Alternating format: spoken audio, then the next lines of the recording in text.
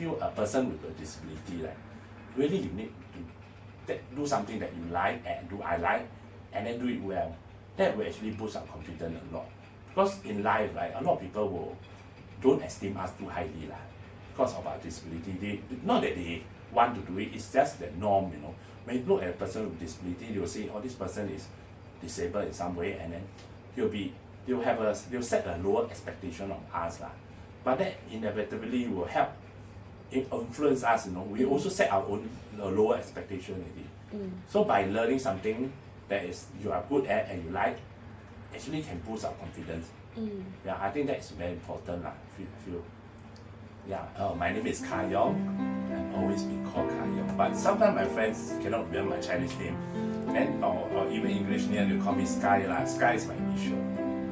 Some people say, 我的天哪 like Sky, you know. Yeah. Can you share about your visual impairment?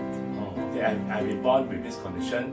I have many eye conditions. The main one is glaucoma, and others I have a small cornea, I have a small eyeball, and I have this cataract, I have cornea that is opaque, that make me like cannot see even worse lah. My vision getting worse. So yeah, I've been in this condition for many years until today lah.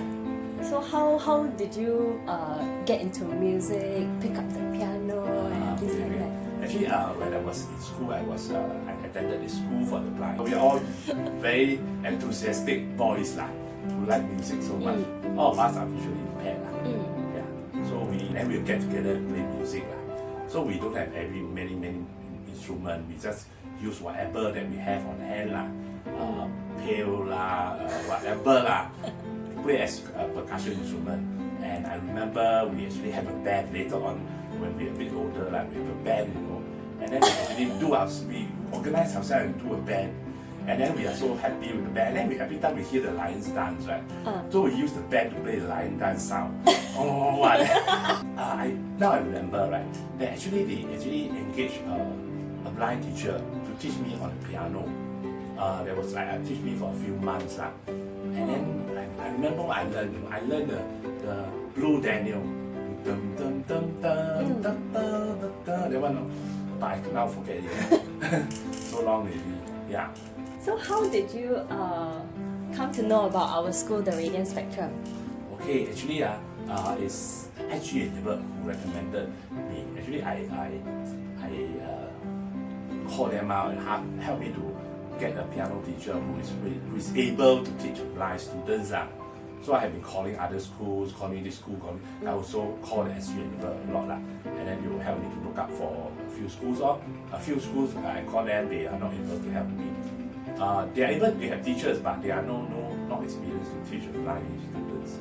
So I think you are very brave to take this. Yes. What was your initial response when I told you that you have to teach a student who is partially blind? I was very anxious. Because I didn't think that I had the skills to teach him properly or correctly even, because I have very limited exposure and also limited knowledge of people who are visually impaired. Yeah, so actually I think the only thing that was some form of comfort was that Sam said you can play by ear. So yeah, it's something a bit up my alley lah. So that was probably the only thing that gave me a bit of okay, relax. Yeah. So when you first started learning, like what were the challenges or obstacles? Okay, I think I cannot. I do a recording of the session, but when I go back, like, especially when we play chords, right, I cannot tell which notes make up the chords. I can roughly guess. That's why later on I asked teacher Amy, like, oh, this chord, you must tell me which note. Because I listen to the recording, I cannot tell, because you play a chord, right? Yes. The two notes you put together, you cannot tell which are the two notes or which are the three notes, even worse, three notes. Yeah. So when you play manually, you still can catch. Yes. On the right hand, play a manually, you can catch. But play left hand on the chord, right? You cannot tell one. So later I asked her, okay, these two notes, this chord, what are the notes? So when I record, I read it out loud. When I go back and refer to my recording, I can hear it and I know how to play lah. So I think that's very important. When you play chord, you really have to name up the notes that can make up the chords. Maybe you can share the initial challenges. Okay, I mean, Kah Yong is an adult, so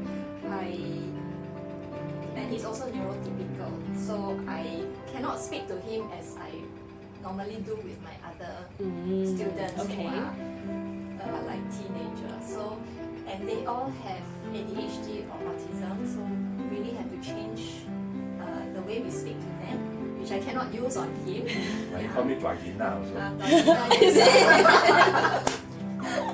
Yeah. So I have to change the way I talk, even the way I praise him. Yeah. I don't need to praise at every single word. You cannot praise too much. Yeah. So the way I teach him also has to be different. I have to tweak the way I carry out the class. But as I said, because he's an adult, I don't have to go and use very, very basic vocabulary. There are things that I can say to him that he already understands and he can grasp it. Yeah. I think I relate well to children with special needs. They are very, how to call it, very genuine. You don't have to like on guard or very defensive. They are very good. I met a boy here, the grandfather who brought him here every Wednesday. Then the grandfather, hey, Uncle Kah Yong. Oh, so sweet! Today Uncle Kah Yong is now. Teacher Amy, any memorable experiences you want to share? Actually, during this short time that I have spent with Kah Yong, I find that he's someone he's full of life and he has a lot of positive energy. He's also very hardworking. Necessary lah. Thank you lah. So when he came, the first piece that he wanted to learn was Amazing Grace. I can only play a very simple version, so right hand melody, left hand simple accompaniment. But when I played it, he seemed very impressed, and then he wanted to learn how to play it that way. But to me, it's really very simple. So I told him that I have a friend who I think plays piano very well. So I said that I will ask my friend to play Amazing Grace, and then with my good hearing, I will listen out for the notes to play, and then we'll play it. We'll learn how to play it in that way, yeah, which is tons better than what I can manage, yeah. And so we did that, and then in about 2 sessions, Kah Yong could actually mimic the fast notes that my friend was playing. He could remember what notes were played. So to me, that shows his dedication in wanting to learn how to play the song. Do you have anything to say to those who have special needs or who are visually impaired but also desire to learn music or anything else? Actually, to me, it's perseverance lah. Mentally, because I have been looking for this piano teacher for a long time, and I persisted lah. If I gave up earlier, I would not have found a place lah. I stopped, right? If I just gave up, then I would not have succeeded in whatever I want to do. Yeah. So I think my advice or whatever lah, be persistent lah, be perseverance, be determined. Yeah. To try other ways lor. This way doesn't work. Try other ways lor. Yeah, I think that's what I want to say. Yeah.